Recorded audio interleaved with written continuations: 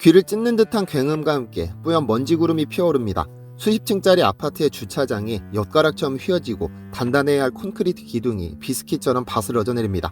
아비규환, 시민들의 비명과 사이렌 소리가 뒤섞인 2026년 대한민국의 뉴스 화면입니다. 우리는 지금 인류 역사상 가장 기술이 발달한 시대에 살고 있습니다.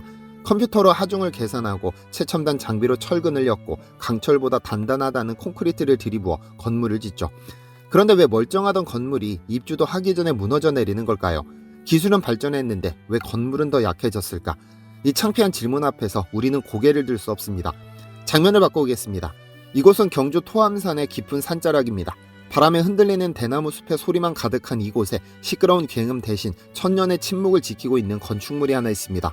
지금으로부터 무려 1200년 전 포크레인도 타워크레인도 그 흔한 시멘트 가루 하나 없던 시절입니다. 오직 거친 정과 망치만으로 화강암을 다듬고 접착제 한 방울 쓰지 않고 돌과 돌을 레고블록처럼 끼워 맞춰 지은 거대한 돔, 바로 석굴암입니다. 비가 오나 눈이 오나 혹은 땅이 흔들리는 지진 속에서도 이 돌무더기는 지난 1200년의 세월을 맨몸으로 버텨냈습니다. 1995년 유네스코 조사단이 석굴암을 정밀 측량한 후 남긴 보고서에는 건조하지만 묵직한 충격이 담겨 있었습니다. 현대 건축학으로도 완벽하게 흉내내기 힘든 구조다. 이것은 인간이 만든 가장 완벽한 걸작 중 하나다. 하지만 아이러니하게도 우리는 지금 석굴암을 온전히 볼 수 없습니다. 유리벽 안에 갇혀 24시간 돌아가는 기계장치 없이는 숨조차 쉬지 못하는 식물인간 신세가 되었기 때문입니다.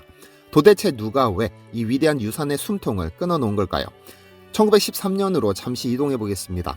한일 강제병합 직후 초대 총독 데라우치 마사타케는 경주를 시찰하고 있었습니다. 당시 석굴암은 전실 일부가 무너져 흙 속에 반쯤 파묻힌 채 방치되어 있었죠. 이 모습을 본 데라우치는 즉각 명령을 내립니다.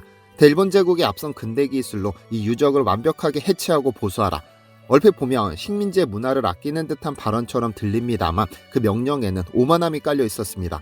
당시 일본은 서양의 문물을 받아들여 근대화에 성공했다는 자부심이 하늘을 찌를 때였습니다. 그들 눈에 조선의 전통 건축 기술은 그저 낡고 미개한 과거의 유물로 보였을 겁니다. 나무나 흙 따위로 지으니까 무너지는 것이다. 서양의 최첨단 신소재를 쓰면 천년이 가도 끄떡 없을 것이다. 그의 명령에 일본 토목기사들이 선택한 신소재는 시멘트였습니다. 비극의 서막이었죠. 일본 기술자들은 석굴암을 완전히 해체한 뒤 재조립하는 과정에서 외벽과 돔천장 위에 엄청난 양의 콘크리트를 들이부었습니다. 아무렇게나 쏟아진 시멘트는 실내의 돌틈 사이를 파고들었습니다. 그 두께만 무려 1m. 석굴암은 순식간에 두꺼운 콘크리트 갑옷을 입은 거대한 지하 벙커가 되어버렸죠. 공사를 마친 일본은 자신만만했습니다. 콘크리트로 꽁꽁 싸맸으니 이제 비가 새지도 흙이 무너져 내리지도 않을 것이라 확신했습니다.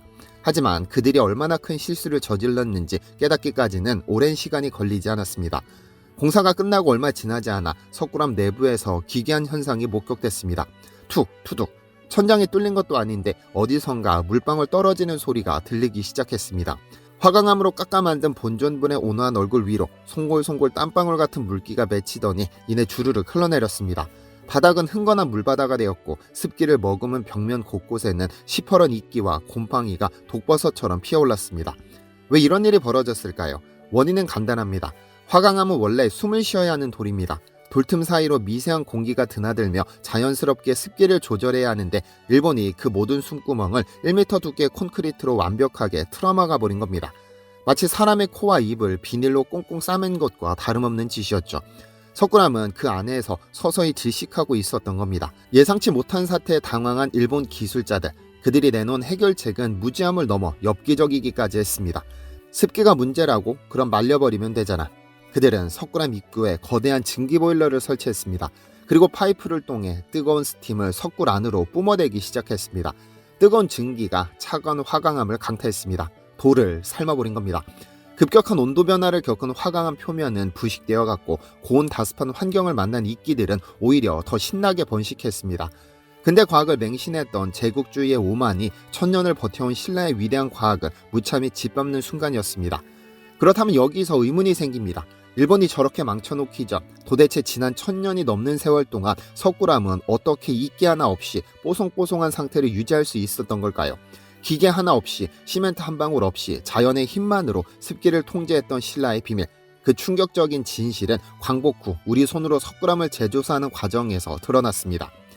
1960년대 우리 문화재관리국이 보수공사를 위해 석굴암 바닥을 뜯어냈을 때였습니다.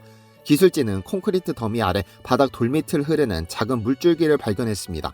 졸졸졸 차갑고 맑은 샘물, 안반수였습니다. 일제강점기 당시 일본 기술자들은 이 물을 보고 기겁했습니다. 아니 신성한 불상 밑으로 물이 새다니 이게 바로 습기의 원인이었구나.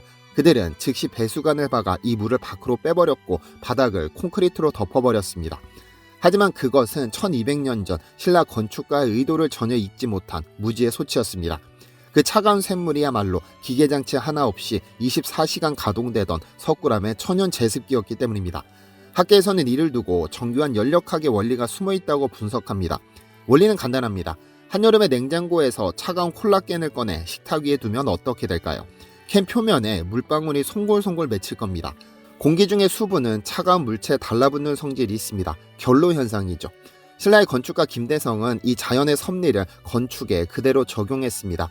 그는 일부러 석굴암 바닥 밑으로 차가운 샘물이 흐르게 설계했습니다. 지하수가 흐르니 바닥돌의 온도는 항상 낮게 유지됩니다. 토암산의 덥고 습한 공기가 굴 안으로 들어오면 습기들은 상대적으로 따뜻한 불상의 표면이 아니라 가장 차가운 바닥 쪽으로 몰려가 물방울로 맺히게 됩니다. 즉 바닥이 습기를 빨아들이는 제습기 역할을 해서 본전부를 뽀송뽀송하게 지켜낸 것입니다. 바닥에 맺힌 물은 경사를 따라 자연스럽게 밖으로 배출됐습니다. 전기 플러그 하나 꽂지 않고 오직 온도 차이와 물길만으로 습도를 제어하는 초정밀 공조 시스템이었죠. 이뿐만이 아닙니다. 돔천장을 살펴보면 감실이라고 부르는 10개의 작은 방 위쪽으로 환기구가 뚫려 있고 그 위에는 자갈층이 덮여 있었습니다. 공기는 데워지면 위로 올라갑니다. 신라 장인들은 내부의 더운 공기가 돌틈을 지나 자갈층을 통과하며 자연스럽게 밖으로 빠져나가게 설계했습니다. 석굴 전체가 스스로 숨을 쉬며 공기를 순환시켰던 겁니다. 그런데 일본은 튼튼하게 만들겠다며 이 숨구멍을 시멘트로 떡칠해서 막아버리고 바닥에 냉각수인 샘물을 끊어버렸습니다. 신라의 하이테크 기술을 이해하지 못한 무식이 불러온 대참사였죠. 보이지 않는 바람과 물길까지 설계했던 신라의 장인정신. 하지만 석굴암의 위대함은 보존과학에만 있는 것이 아닙니다. 진짜 경악스러운 것은 바로 건축구조 그 자체입니다. 석굴암 주실의 천장은 거대한 원형 돔 구조입니다. 네모난 돌이나 벽돌이 아닌 거친 화강암으로 둥근 돔을 만드는 게 얼마나 어려운 일인지 상상해 보셨나요? 로마의 판테온 신전도 돔 구조지만 그것은 거푸집을 짓고 콘크리트를 부어 만든 것입니다. 하지만 석굴암은 다듬은 화강암 360여 개를 공중에 띄워 맞췄습니다. 접착제 한 방울 없이 말이죠. 무게만 20톤이 넘는 천장 덮개들들이 1200년 동안 머리 위로 떨어지지 않고 버틴 비결, 다름 아닌 돌과 돌 사이에 박혀있는 동틀돌 덕분입니다. 돔을 쌓아 올리다 보면 돌들이 무게를 이기지 못하고 안쪽으로 쏟아지려 합니다. 이것은 중력의 법칙상 당연한 일입니다. 신라의 장인들은 돌과 돌 사이에 비녀처럼 생긴 긴 돌, 동틀돌을 박아 넣었습니다. 이 돌들이 지렛대 역할을 하며 쏟아지려는 힘을 잡아주고 돌들을 서로 꽉 물어주며 힘의 균형을 맞춥니다. 현대 건축용어로 치면 강력한 리벳 역할을 하는 셈입니다. 이것은 고도의 역학 계산 없이는 불가능한 설계입니다.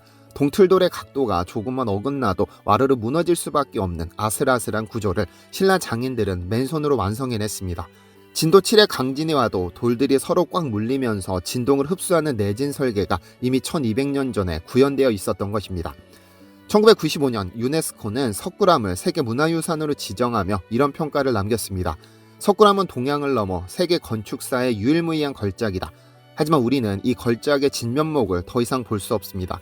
지금 석굴암은 두꺼운 유리벽 안에 갇혀 있습니다. 유리벽 너머에서는 24시간 에어컨과 제습기가 윙윙거리는 소음을 내며 돌아갑니다. 일본이 부어버린 콘크리트가 돌과 한몸이 되어 떼어낼 수도 없게 되었고 스스로 습기를 조절하던 자가 호흡 능력을 영원히 잃어버렸기 때문입니다. 우리가 보는 것은 신라의 석굴암이 아니라 현대의 기계장치로 겨우 생명을 연장하고 있는 박제된 유물일지도 모릅니다. 우리는 1200년 전 조상들에게 부끄러워해야 합니다.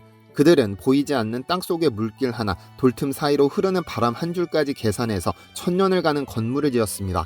돌 하나를 깎더라도 0.1mm의 오차도 허용하지 않았던 그 지독한 장인정신. 그런데 지금 2026년에 우리는 빨리빨리 짓겠다고 철근을 빼먹고 물 타서 묽어진 콘크리트로 대충 덮어버리는 부실공사가 판을 칩니다. 입주도 하기 전에 무너지는 아파트를 보며 과연 우리가 1200년 전 그들보다 진보했다고 말할 수 있을까요? 기술은 발전했지만 건물을 대하는 마음가짐 그리고 자연을 대하는 태도는 오히려 퇴보한 것이 아닐까요? 석굴암이 우리에게 주는 교훈은 명확합니다. 진정한 기술이란 자연을 정복하는 것이 아니라 자연의 이치를 이용하는 것이다. 그리고 보이지 않는 곳을 더 완벽하게 만드는 것이 진짜 명품이다. 비록 지금은 유리벽 안에 갇혀 상처 입은 모습이지만 석굴암 본존불은 여전히 온화한 미소로 우리를 내려다보고 있습니다. 그 미소 뒤에 숨겨진 신라의 위대한 과학정신만큼은 콘크리트에 묻히지 않도록 우리가 반드시 기억하고 복원해야 할 소중한 유산입니다. 이상 팩트로 역사를 읽는 디시멘터리였습니다. 시청해주셔서 감사합니다. 디시멘터리에서는 여러분의 제보를 기다립니다. 제 채널에서 다뤘으면 하는 뉴스 또는 널리 알려졌으면 하는 영상은 디시멘터리 네이버.com으로 제보해 주시면 소중히 제작하겠습니다.